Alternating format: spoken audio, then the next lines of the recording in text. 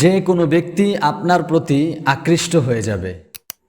আপনি যদি চান যে আমাদের মধ্যে মোহাব্বত সৃষ্টি হোক, ভালোবাসা সৃষ্টি হোক আল্লাহ তাআলার জন্য, তাহলে যে কোনো মানুষ আপনার প্রতি আকৃষ্ট হয়ে যাবে যদি আপনি এই দোয়াটি যেভাবে ইনস্ট্রাকশন দেওয়া আছে সেভাবে আমল করতে পারেন। আসসালামু আলাইকুম ওয়া রাহমাতুল্লাহি ওয়া বারাকাতুহু। প্রিয় দর্শক, সকলের ভালো কামনা করে ভিডিও শুরু করছি।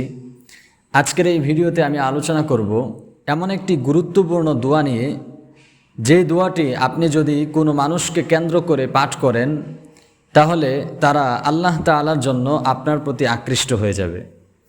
খুবই পরীক্ষিত একটি আমলটি নিয়ে এসেছেন আশরাফ আলী থানভী রহমতুল্লাহ আলাই তার কিতাবের মধ্যে।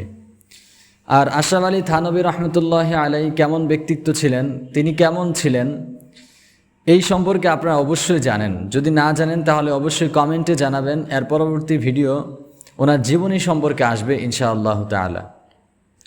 তো উনি ওনার কিতাবের মধ্যে এই দোয়াটি নিয়ে এসেছেন এবং এই ফজিলত সম্পর্কে আলোচনা করেছেন। এই দোয়ার যে ফজিলত, এই দোয়ার যে আমাদের জন্য উপকারিতা, এই বিষয় নিয়ে এই কিতাবের মধ্যে লম্বা আলোচনা করেছেন। তো আমি আপনাদেরকে এই দোয়া থেকে উনি যে ফজিলত লিখেছেন সেখান থেকে আমি ছোট করে আপনাদেরকে বলে দিব ইনশাআল্লাহ। যদি এই আমলটি করতে পারেন আপনাকে যে কোনো মানুষ ভালোবাসবে, আপনার প্রতি আকৃষ্ট হবে। কোনো মানুষ আপনার প্রতি শত্রুতা পোষণ করে, আপনি চান যে আল্লাহ তাআলার জন্য আমাদের মধ্যে ভালোবাসা সৃষ্টি হোক, আমরা একে অপরকে ঘৃণা না করে আমরা একে অপরকে ভালোবাসবো একমাত্র আল্লাহ তাআলার জন্য, এটা আপনি চান, অথবা ভাইয়ের মধ্যে ভালোবাসা চান, তাহলে এই আমলটা আপনি করতে পারেন ইনশাআল্লাহ তাআলা। যদি করেন তাহলে আপনাদের মধ্যে এই যে নাফরাত, আপনাদের মধ্যে যে ঘৃণা, এটা দূর হয়ে ভালোবাসা সৃষ্টি হবে ইনশাআল্লাহ তাআলা।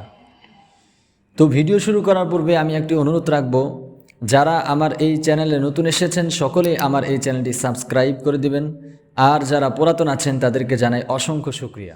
প্রিয় দর্শক, ভিডিও শুরুতে আমি দোয়া করে নিব যারা অসুস্থ আছেন, আল্লাহ তাআলা যেন সকলকেই সুস্থতা দান করেন।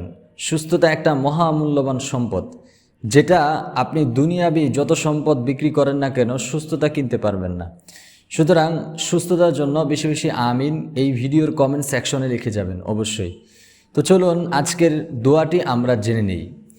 সম্পূর্ণ ভিডিও জুড়ে আপনারা থাকবেন অবশ্যই, যেন আপনারা বুঝতে পারেন, আমল করতে পারেন। তো চলুন দোয়াটি শুরু করি। দোয়াটি হলো আল্লাহ আদলু। দোয়াটি হলো আল্লাহ আদলু।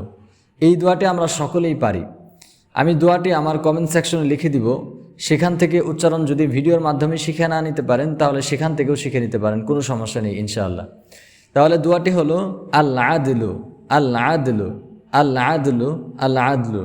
এই দোয়াটি, এটার করণীয় কি আমি করণীয়টা সুন্দর করে বলে দিচ্ছি, আপনারা মনোযোগ দিয়ে শুনুন।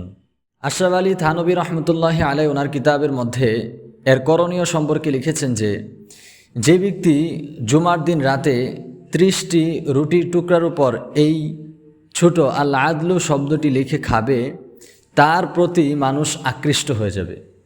উনি লিখেছেন যে আল্লাহ তাআলা মানুষকে তার প্রতি আকৃষ্ট করিয়ে দিবেন, মানুষ তার প্রতি আকৃষ্ট হয়ে যাবে। মানুষ হলো আল্লাহ তাআলার সৃষ্টি, আর আল্লাহ তাআলা এই আমল করার কারণে আল্লাহ তাআলার এই সৃষ্টিকে আপনার প্রতি আকৃষ্ট করে দিবেন।